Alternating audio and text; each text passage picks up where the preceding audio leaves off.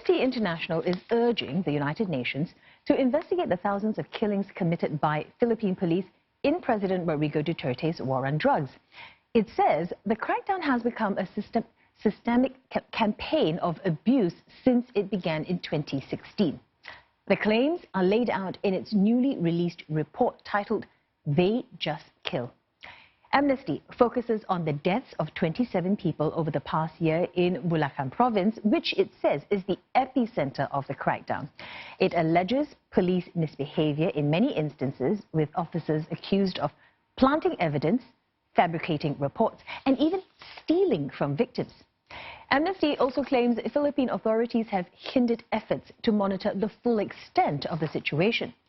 It says such actions have resulted in a climate of total impunity in the country, where the police and others are free to kill without consequence. Government figures indicate more than 5,300 suspects have been killed since the crackdown began, so that works out to an average of 5 people killed every day. But watchdogs argue the official data doesn't reflect the full situation. They claim the true number of killings is at least 4 times that number, putting it above 20,000. Children have also not been spared. Just last month, a 3-year-old girl was killed in a police sting operation.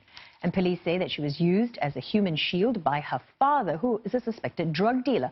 But her mother has rejected that, saying that they were all sleeping beforehand. A former police general appears to have dismissed the toddler's death as collateral damage. Rules of engagement. Talaga i-secure mo lahat ng walang collateral damage talaga. Pero sabi ko, imperfect world tayo, hindi mo pwedeng... sino ba gusto? Ikaw ba, police ka, gusto mo may bata matamaan? Never. Kasi ikaw may anak ka rin. Hindi mo gusto mo mangyari na ganun. Pero, it happens. During operations, it happens. The Duterte government says the report is wrong and that the killings are all the result of legitimate police operations. But Amnesty's latest report adds to growing pressure for the UN to act. Just last week, more than 24 countries formally called for a UN investigation into the killings. The UN Security Council is set to vote on the matter later this week, and Buena Benel tells us more. A human rights calamity. That is how Amnesty International describes the first 3 years of the Philippines' war on drugs under President Rodrigo Duterte. The 45-page report highlights how drug killings have continued in the last 3 years since Mr. Duterte took power, and yet attention and reports on the issue have subsided after the first year of implementation. The report notes that this has led to a normalization of the deaths and of families feeling isolated and powerless. These are unlawful and deliberate killings carried out by state agents, in this case by the police. Parang normal na ang patayan ngayon, parang normal na ang EJ case. The Amnesty International report highlights how human rights defenders have, quote, lost hope on any prospects of domestic accountability. This is worthy to note, given the preliminary examination being conducted by International Criminal Court prosecutor Fatou Bensouda, determining whether there is reason to push through with a preliminary investigation that would then determine probable cause for crimes against humanity on this issue. Now, that investigation is predicated on the premise that institutions in the Philippines failed to deliver justice to the victims of the drug war.